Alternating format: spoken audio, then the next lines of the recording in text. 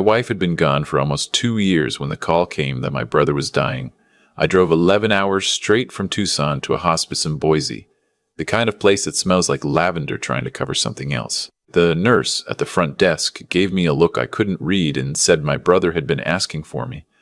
In the room across from his, a woman in a wheelchair with a quilt over her knees watched me walk past. She didn't say anything that first day, but on my 4th night there, when I came out of my brother's room at 2 in the morning to get coffee from the machine down the hall, she was sitting in the doorway of her room in the dark.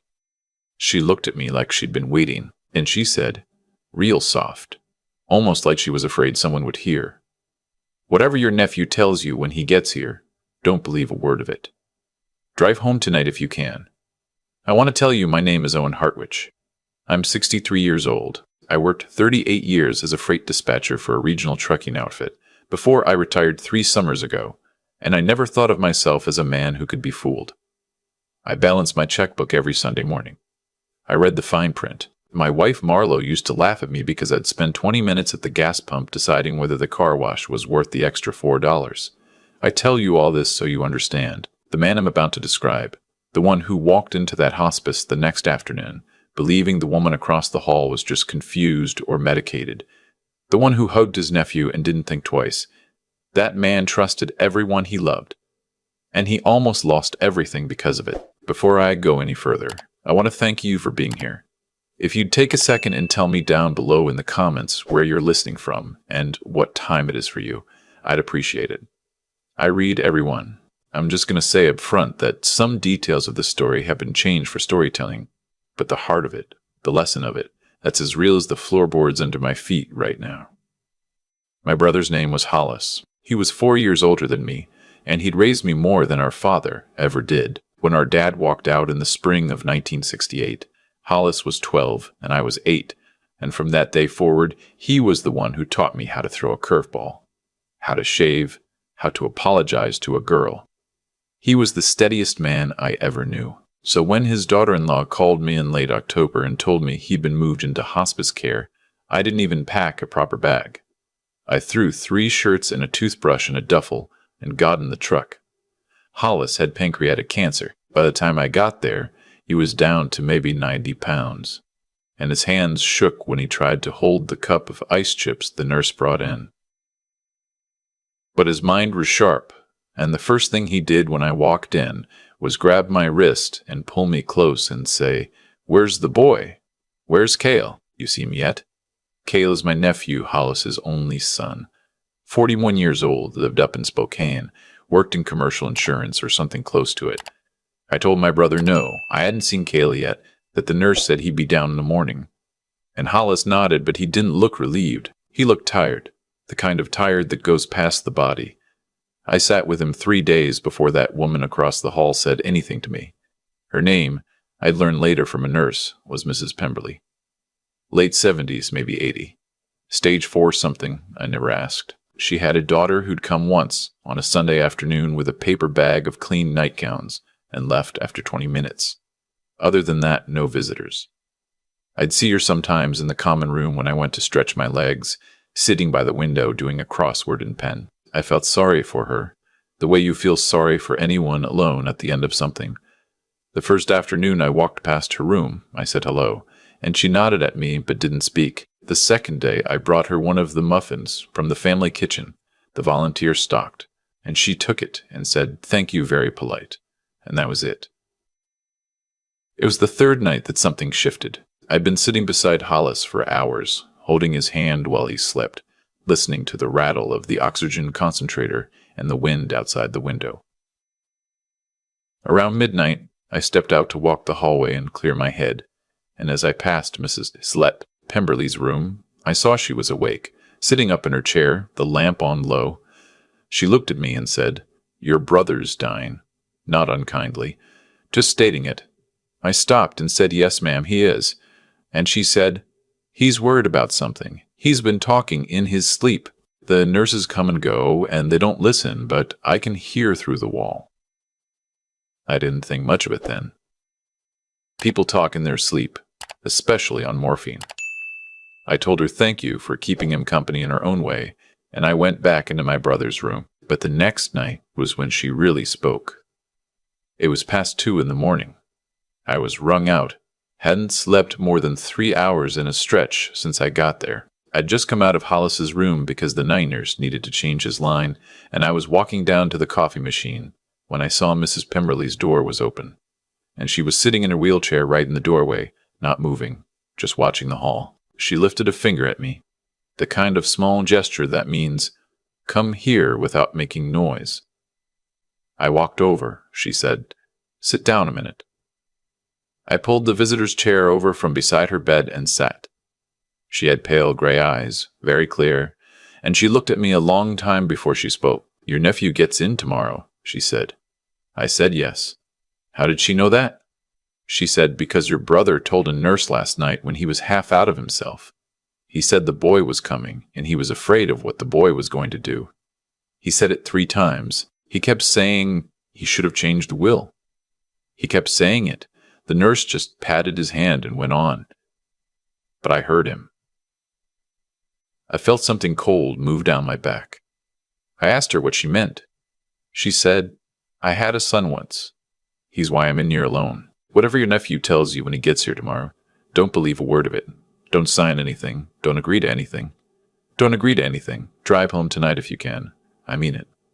I didn't know what to say to her. I thanked her. I told her I appreciated her concern, and I went back to my brother's room and sat in the dark, and told myself she was a sad old woman who'd had a bad break with her own family and was projecting it onto mine. Cale was my nephew. I'd held him as a baby. I'd taught him to bait a hook on a lake in Idaho when he was 7 years old. The idea that he was coming down here to do something underhanded, it didn't even compute. I dismissed it. That was my first mistake. Cale showed up around 11 the next morning. He came through the door of the hospice room in a charcoal gray jacket, no tie, hair gone a little salt and pepper at the temples, and he hugged me before he even looked at his father. He smelled like aftershave and airport coffee. He said, "Uncle, I'm so sorry." I got here as fast as I could. He held me a beat longer than felt natural. I noticed that, and I dismissed that too. He sat by Hollis's bed for about 10 minutes and said all the right things. He held his father's hand. He talked low. Hollis was awake but barely tracking. At one point, Hollis turned his head and looked at me and not at Kala, and his eyes were wet, and he opened his mouth like he was going to say something to me, and then he closed it again. I'll never forget that. He looked at me. Then he closed his mouth. After about an hour, Cale said, "Uncle, can we step out and talk?" About the arrangements, about after. We went down to the cafeteria, just the 2 of us. He bought us both coffee. He sat across from me and laid his hands flat on the table like a man about to do business. He said, "Dad's been worrying about the house, the one in Coeur d'Alene. That was the cabin Hollis had built with his own 2 hands in the late 70s. On a piece of lakefront property he'd bought for almost nothing back then. It was worth, by my rough guess, somewhere north of $700,000 now. Hollis had lived in it alone since his wife Patricia passed in 2015. Cale said, "He wants me to handle the transfer. The thing is, Uncle, he's not going to make it through the week. Probably not the next 48 hours. The doctor told me this morning, and there's some paperwork that needs his signature while he's still lucid. Otherwise it goes to probate, and the whole thing turns into a mess that takes 2 years and eats half the value in legal fees. You know how that goes?" I nodded slowly. I did know how that went. I'd watched a buddy of mine lose half his mother's estate to lawyers after she passed without proper documents in place. Cale said, "Dad asked me last week, before I flew out the first time, to draft up a quitclaim, just to keep things clean. He wants the cabin signed over to me directly so I can handle it after, sell it if I need to, take care of his final expenses, and what's left goes into the family. But he can barely hold a pen now. We're going to need a notary to come in this afternoon, and we're going to need a witness. That's where you come in." He looked at me with such a calm, clean, practical face, like he was talking about getting the oil changed. I said, "What about your sister?" "Cale has a sister. My niece Bryony. She lives in Oregon. has 2 kids, teaches at a community college. She and Cale have never been close. I hadn't seen her in 5 years. Cale said, Bryony's not in the will for the cabin. Dad and Mom set that up years ago. The house in Coeur d'Alene was always supposed to come to me. Bryony got the life insurance and the savings. It's all been worked out a long time. This is just paperwork. I said, I'd like to see what your father had drawn up before. And Cale smiled, just a little, just at the corner of his mouth, and he said, Uncle, of course, I have it in my bag upstairs. But honestly, I'd hate to put you through reading legal documents in the middle of all this. You're grieving. Let me handle it. You just sign as a witness this afternoon when the notary comes. That's when Mrs. Pemberley's voice came back to me. Don't sign anything. I said, I'd still like to see it. I'll come up to your hotel after dinner and we'll go through it together. His face shifted for a half-second. Just a half-second. The smile stayed, but his eyes did a thing, like a door closing somewhere behind them. Then he said, Sure, Uncle. Uncle, whatever makes you comfortable. I went back upstairs. Hollis was asleep. I sat there beside him for a long time, just looking at his face, and I thought about all the times he'd taken care of me. And I thought about the woman across the hall. And I thought about my nephew's face when I'd asked to see the paperwork. Around 4 that afternoon, a man in a brown suit showed up in the hallway carrying a leather briefcase and asked for Cale Hartwich, the notary. Cale came out of the room smiling, shook his hand, and the 2 of them walked into Hollis's room together. I stood up. I said, I want to be in there too. Cale said, Of course, Uncle. Come on in. We just need your signature too, as the witness. I walked into my brother's room.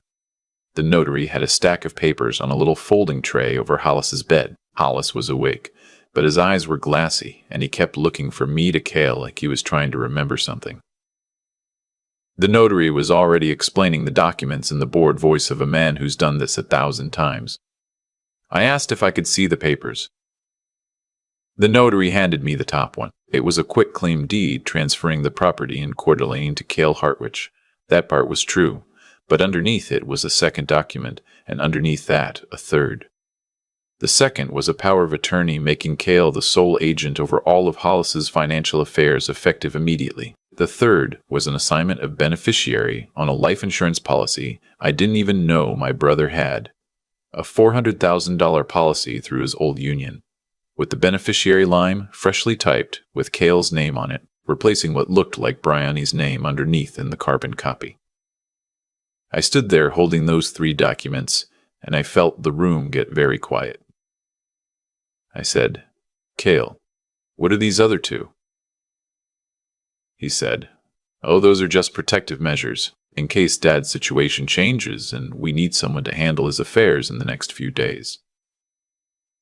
I said, But your father's going to pass in a matter of days. The doctor told you that this morning. So why does he need a power of attorney? Cale said, Uncle, please, now isn't the time. I said, Why is the life insurance changed? Cale said, Bryony agreed to that. I said, Did she? Cale's face did the door-closing thing again. The notary, bless him, was looking back and forth between us like a man who was starting to think his afternoon had taken a turn. I told him I'd like a few minutes alone with my brother and my nephew. He nodded and stepped out into the hall. I closed the door behind him. I turned around and I looked at Cale, and I said very quietly, I want you to call your sister right now and put her on speakerphone. Cale said, Uncle, you're tired. You've been here too long. I said, Call her. He didn't move. I said, Then I'll call her. I took my phone out of my pocket and I scrolled to her number. I hadn't called her in years. It was still in there. She picked up on the second ring. I'd put her on speaker. I said, Bryony, it's Uncle Owen. I'm at the hospice with your father and your brother and a notary. Did you agree to be removed as the beneficiary on your father's life insurance policy through the Carpenters Union? There was a pause. Then she said, very slowly, I'm sorry, Uncle Owen, what? I said, Did you agree to it? She said, I don't know what you're talking about. What life insurance policy? Cale was already moving. He was already saying, "Bryony, hi, listen. This is just a misunderstanding. The documents are protective." She said, "Cale, what did you do?" He said, "Bryony, calm down." She said, "Uncle Owen, don't sign anything. I'll be on a flight tonight. Please don't sign anything. I'll be on a flight tonight." I hung up. The room was so quiet I could hear the oxygen concentrator clicking. I could hear Hollis breathing on the bed. Cale said, "Uncle, you don't understand the financial situation here. Dad owes money. He owes money to me. I've been paying for things for years. I deserve." I said, "Get out." He said, "Uncle," I said, "get out of this room." He stared at me. "And I want to tell you something. The boy I'd talked to Beta Hook in Idaho was not in that face. There was somebody else looking at me out of my nephew's eyes. Somebody calculating. Somebody who was already moving on to the next plan." He picked up his briefcase. He picked up the documents off the bed tray. He walked out without another word. I sat down on the edge of my brother's bed. I took his hand. He was looking at me. He was crying without making any sound, just tears running down into the pillow. I said, "It's all right, Hollis. It's all right." I stopped it. He squeezed my hand once. He passed away 31 hours later, on a Wednesday morning, just before sunrise. Bryony was there. I was there. Cale wasn't. The week after the funeral, Bryony and I sat down with my brother's actual lawyer in Coeur d'Alene, a woman named Marjorie Kestrel who'd handled Hollis's affairs for 20 years. She pulled up the real will. The cabin in Coeur d'Alene was supposed to be sold and split 50-50 between Cale and Bryony. The life insurance was Bryony's, all $400,000 of it. The savings, about $86,000, was to be divided 3 ways, with the last third going to a scholarship fund at the trade school where my brother had done his apprenticeship in 1972. The documents Cale had brought to that hospice room would have flipped almost every one of those provisions. The cabin would have been his outright. The life insurance would have been his, and with the power of attorney, in the 30 hours my brother had left, Cale could have drained the savings before the will was even read. Marjorie looked across her desk at me and she said, "You know what would have happened if you'd signed those papers." I said, "I do now." She said, "Where did you get the instinct to question it?" And I told her about Mrs. Pemberley. The woman across the hall, the one who'd grabbed me at 2 in the morning and told me to drive home tonight if I could, I drove back down to Boise the following Saturday to find her. I'd brought a little box of pastries from a bakery Bryony had recommended, and a card I'd written by hand. The nurse at the front desk recognized me and her face fell when I said who I was looking for. Mrs. Pemberley had passed on Thursday 2 days earlier. Quietly in her sleep, the nurse said. Her daughter hadn't come in to clear out the room yet. The nurse asked if I'd been close. I said no. I'd only met her once, really. But she'd done something for me I'd never be able to repay. The nurse was quiet. Then she said, "Did she give you a piece of paper?" I said no, she hadn't. The nurse said, "Wait here a minute." She came back with an envelope. My name was on the front, in shaky handwriting, Mr. Hartwich. The nurse said, "She left it at the front desk on Wednesday morning. Said if you came back, give it to you. If you didn't, throw it out." I took the envelope outside and sat on a bench in the cold November air and opened it. Inside was a single sheet of paper, folded once. The handwriting was thin and slanted. It said, "Mr. Hartwitz, I don't know if you listened to me or not. I hope you did. My son's name was Tomlin. He took everything I had in the spring of 2009, the house, the savings, the rings my husband gave me. I never saw any of it again. He doesn't speak to me anymore because there's nothing left to take. The reason I'm telling you is because I have spent 15 years lying in beds like this one, in apartments smaller than this room, in places I never imagined I would end up. And the worst part is not the losing. The worst part is that nobody warned me. Not one person. I had a sister-in-law who knew what Tomlin was. She told me after, when I asked her, that she'd suspected for years. I asked her why she didn't say anything. She said it wasn't her place. That was the day I decided that if I ever again saw something happening to someone else, I would say something. It would be my place. So I said something to you. Whatever happened, I hope you are safe. Sincerely, Esther Pemberley. I sat on that bench for I don't know how long. It was cold and I didn't feel it. A nurse came out at one point and asked if I was all right, and I said, "Yes, ma'am, I'm all right. I'm just sitting here a little while." It wasn't her place, and she said something anyway. That's what saved me. That's what saved my brother's last wishes. That's what kept my niece from getting cheated out of $500,000 by her own brother in the worst week of her life. I drove home that night. 11 hours back to Tucson, and the whole way I kept thinking about my own life. About the things I'd seen in other people's families over the years, and not said anything about because it wasn't my place.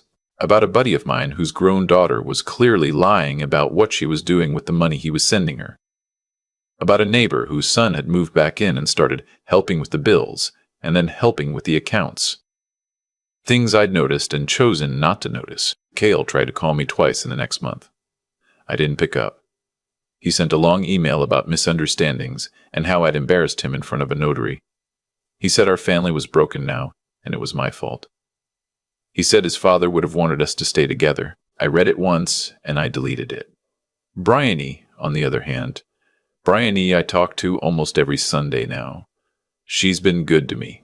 She came down to Tucson for Easter and brought her 2 kids, and we went to the Desert Museum and ate green chul cheeseburgers at a place I used to go with Marlo, and her oldest, who's 11, drew me a picture of a Roadrunner that's still on my refrigerator. About 6 months after my brother passed, I got a letter in the mail from a woman in Spokane I'd never heard of. Her name was at the top. A return address in a neighborhood I didn't know. The letter inside said her father had died in May and she'd been the executor. And going through his things, she'd found a notebook where he'd written down the names of people who defrauded him. One of those names was Cale Hartwich. Apparently Cale had borrowed $47,000 from her father, a man in his 80s, and never paid a dime back. She'd found my number through the obituary I'd helped Bryony write for Hollis. She wanted to know if there was a process for filing a claim against my brother's estate, and that's how she'd gotten my information. I called her back. We talked for an hour. Her name was Dolores. She was 68 years old, a widow, and her father had been the kind of man who never told his kids when he was being cheated because he was ashamed. She'd only found the notebook after he died. I called Bryony. Bryony called Marjorie. Marjorie looked into Cale's situation. By that fall, what we'd uncovered was that Cale had been doing this for years, not just to family, to clients, to his father's old friends, to anyone who'd let him near a checkbook. He had about $300,000 in unsecured debt, 2 pending civil suits in Washington state, and a gambling problem nobody in the family had known about. The cabin scheme at the hospice, we eventually realized, had been his last roll of the dice. If he'd gotten that property, he could have leveraged it the same week and stayed ahead of his creditors for another 6 months. He went to trial 19 months after my brother's death, not for what he tried to do at the hospice, exactly. That would have been hard to prove, and Bryony and I let it go, because we had everything that mattered. He went to trial for what he'd done to Dolores' father, and to 2 other elderly clients in Spokane. He got 6 years. He's still inside as I'm telling you this. Bryony writes to him sometimes. I haven't. His son, my great-nephew, is named Brockton. He's 14 now. He lives with his mother, Cale's ex-wife, in Bellingham. I send him a card on his birthday every year and a check at Christmas, and his mother sends me a thank you note. I don't expect anything from that boy. He's not going to grow up calling me. But I want him to know somebody in his father's family thought about him kindly. About a year after the trial, Bryony and I started something small. We didn't call it a foundation or anything fancy. We started a thing through her church up in Oregon, and a similar little chapter through a senior center near me in Tucson. We just go in once a month and talk. We tell our story, We tell Esther Pemberley's story with her daughter's permission, and then we sit and we listen. The kinds of things people tell you when you sit and listen. I wish I could tell you it's rare what happened to me. It isn't. I've heard my own story with the names changed from probably 40 different people in the last 2 years. A son who needs just one signature. A grandson who's helping with the accounts. A daughter who knows just the right person to set up the trust. You only have to come into the office once. It happens every day. In every state. To people who balance their checkbooks every Sunday morning. I keep Esther's letter folded in the drawer of my nightstand. I take it out sometimes. I read it. I think about how easy it would have been for her to keep her mouth shut. She didn't owe me anything. She'd never met my brother. She was dying. She had every reason in the world to roll over in her bed and let me walk past her door. And she didn't. She stopped me at 2 a.m. in a dark hallway and she said the one thing I needed to hear, and 3 days later she was gone. That woman saved my brother's last wishes. That woman saved my niece's inheritance. That woman saved me from being the man who'd signed away his own brother's estate and spent the rest of his life trying to live with it. So I want to tell you, whoever you are listening to this, if you're seeing something in your family right now that doesn't look right, that's been gnawing at you, that you've been telling yourself is none of your business, it might be your business. It might be the only business that matters this week. The cost of saying something and being wrong is a little awkwardness. The cost of not saying something and being right is somebody's whole life. If somebody's pushing you to sign a paper today, this afternoon, before the notary leaves, before your mother wakes up, before your father passes, slow down. Take the paper home. Take a photograph of it. Call somebody who has nothing to gain. The people who love you will wait a day. The people who don't, won't. I'm 63 years old. I lost my wife. I lost my brother. I almost lost my brother's life's work in the last 48 hours of his life because I wanted to believe that the boy I'd taught to bait a hook was still that boy. He wasn't. Sometimes the people we love become people we don't recognize. And one of the hardest, kindest, most honest things we can do for ourselves and for the people we still have left is to look at what's actually in front of us instead of what we wish was there. I drive past the hospice in Boise sometimes when I'm up there visiting Bryony and the kids. It's still there. Still smells like lavender from the parking lot. Esther Pemberley's room faces the road. I look up at her window every time. I never knew her, really. We talked twice. She gave me one note, but she's family in a way some of my own blood never was. Family is who shows up. Family is who tells you the truth when telling the truth costs them nothing because they have nothing left to give. If this story meant anything to you, leave a comment below. Tell me about the person in your life who told you the truth when nobody else would. Tell me who your Esther was. And if you're going through something right now, I'm telling you the same thing she told me, and I'll say it as plain as I can. Don't sign it tonight. Drive home if you can. The truth will still be there in the morning, and so will the people who actually love you. Thank you for staying with me. Take care of yourselves out there, and listen to the strangers in the hallway. Sometimes they're the only ones telling you the truth. I've thought a lot, in the years since that night in the hospice hallway, about what kind of man I was before Esther Pemberley stopped me at 2 a.m. I was a man who balanced his checkbook every Sunday. I was careful with strangers and trusting with family, and I thought that was wisdom. It wasn't. It was the opposite. I had built my whole life on the assumption that the people who shared my blood would never be the people I needed to protect myself from, and the cost of that assumption almost came due in the last 48 hours of my brother's life. What I learned from Hollis lying in that bed, unable to speak, from Cale standing over him with 3 documents stacked in the wrong order, from Esther sitting in the dark waiting for someone to walk past her open door. What I learned is that every choice we make sets something in motion, and the choices we make about what we refuse to see set the loudest things in motion of all. Cale didn't become what he became overnight. He became it across decades of nobody in our family asking him hard questions, decades of his father sending him money and calling it generosity, Decades of me ruffling his hair at Christmas and not noticing the way he watched the room. Causes have effects, small kindnesses, when they're really avoidance, dressed up in better clothes, plant seeds you eventually have to harvest. The opposite is also true. Esther chose, alone in a hospice room with a body that was failing her, to spend her last energy on a stranger she'd seen exactly twice. That single act, that 1 minute of speaking up, kept my niece's inheritance whole. It kept my brother's last wishes intact. It kept me from being the man I would have had to be afterward. One choice. One night. The size of a thing has nothing to do with how far it travels. I think now that being a decent person isn't about loving the people you're supposed to love. Anyone can do that. It's about being honest enough to see them clearly, smart enough to ask the questions that hurt to ask, and tough enough to act on the answers when they come.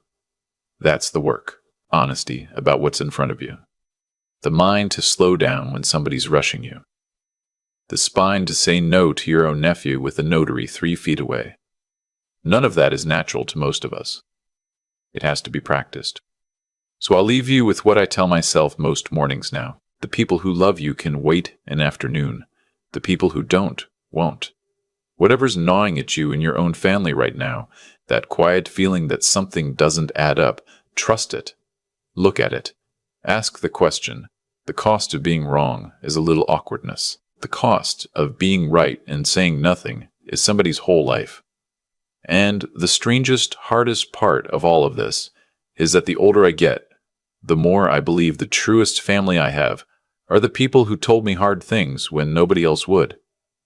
Esther was one of them. I hope you have one too. And if you don't, I hope you can be one for somebody else.